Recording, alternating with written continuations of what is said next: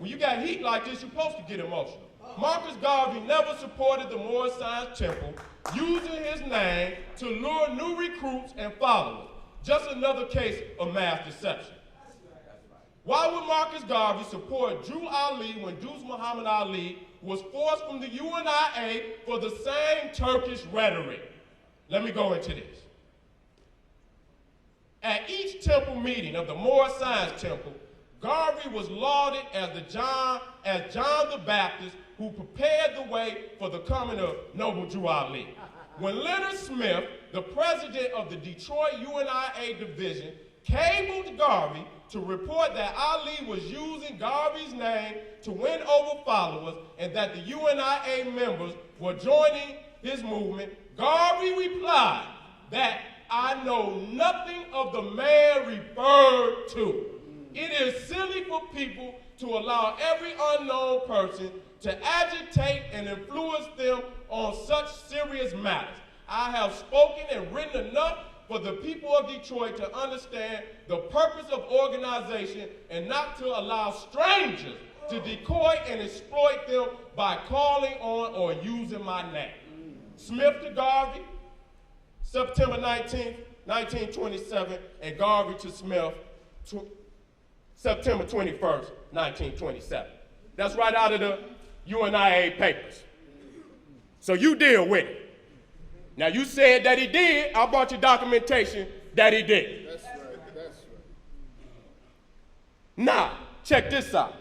Deuce Muhammad Ali achieved considerable prominence with the publication of his book, In the Land of the Pharaohs, a short nationalistic history of Egypt financed by Orange, but cribbed, stolen, plagiarized largely from the writings of Wilfred Blunt, Theodore Rothstein, and the Earl of Cromer. Although critics initially praised In the Land of the Pharaohs, the book's success was soon undermined by the discovery of extensive plagiarism.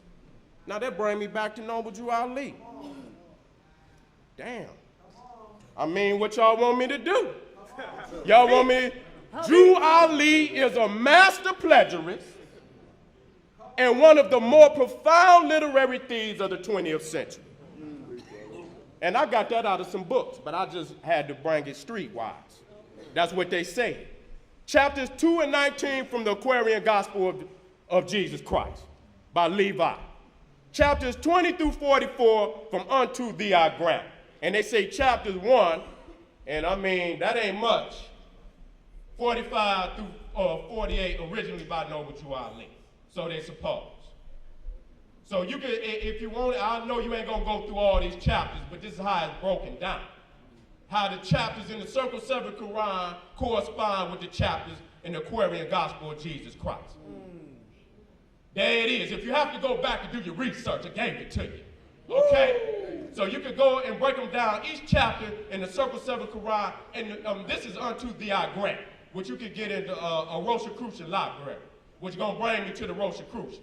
Now, I had to do the research because I said, well, maybe Noble Drew Ali got the information what a lot of brothers said from the same service. So the white boy Levi said he had got it from the Acoustic Records. So I went to look it up in the library. They said that book don't exist. So I had to go back and do some research, and they say that the Acoustic Records are records that are in the ether world, which means you got the astro project. Here we go. Here we go. Ain't gonna be no hard evidence. Everywhere you go, Lumeria, up under the water, Acoustic Records in the sky. Ain't gonna be able to go back to no hard evidence now, but you got the astro project. And what you do is you come to the Hall of Remembrance, where the past histories of humanity are kept. So the white boy said that he seen the lost history of Jesus, came back and wrote the Aquarian Gospel of Jesus Christ. So either Levi and Noble Drew Ali astroplaned to the same damn cloud, came back and wrote it the same damn way, or it's plagiarism. Ain't no way around it. And the man copyrighted the book. Each one of them books is copyrighted. Why do they copyright books? To protect their possessions. So they didn't intend for nobody to take them books. But another brother came to. Now, do you mean to tell me it's more than 2? Tales of the Alhambra, which was published in 1832 by this white boy, Washington Irving. How's they from here? How's they Moors, and every damn document they taken from is a cracker? Don't let them bring you over here. Call them on this. Ain't nothing from over here. Everything is from a cracker. Where is their original documents? They shouldn't have to take from no cracker. They should have, they so ancient. And you mean they take them from a cracker in 1832? Call them on that. If you go to the Table of Contents, chapter 4, note on Morisco architecture. Now I'm just gonna read a little bit and I'm gonna bring it back. To an unpracticed eye, the light revolves in fanciful Arab quests which cover the walls of the Alhambra appear to have been sculptured by the hand with a minute and patient labor, an unexhaustible variety of detail, yet a general uniformity and harmony of design truly astonishing. Now we're gonna go, that's Pleasant Bey's book right there, the appendix. The Industrious Acts of Muslims by the Prophet Noble Jew Ali. Now he put some of this top information up there, but if you get right here, they originated the beauties of the Alhambra, and to an unpracticed eye, the light relives and fanciful Arab quests which cover the walls of the Alhambra appear to have been sculptured by the hand, with a minute and patient labor, an unexhaustible variety of detail, yet a general ununiformity and harmony of design truly astonishing. Wow. But it go all the way down. You's a thief. Ain't no damn doubt about it. We ain't gonna come in here and cut you no slack like that. And this brother over here done his whole life of uncovering Egypt, and we gonna take some plagiarized information from a cracker? Can't let you do it, family. Pan-Islamic National number 2, Jamal al-Din Afghani, a Persian radical who set up Ottoman Turk cells all over the world. Drew Ali's family is supposedly said to be one of them. This the low-life Arab. Why is we always come to an Arab? Now, I got this off of Brother Alim's DVD, The 101s. But it's not just him.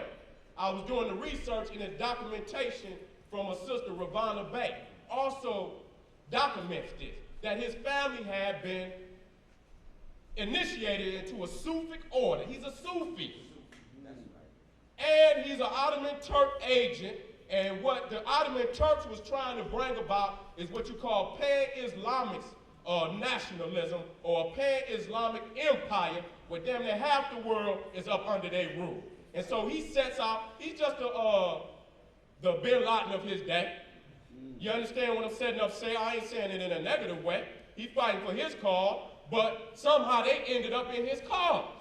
Now, how can you be fighting for pan-Islamic nationalism and you can't fight for black nationalism? Come on now. Come on now. Y'all got to be real about it.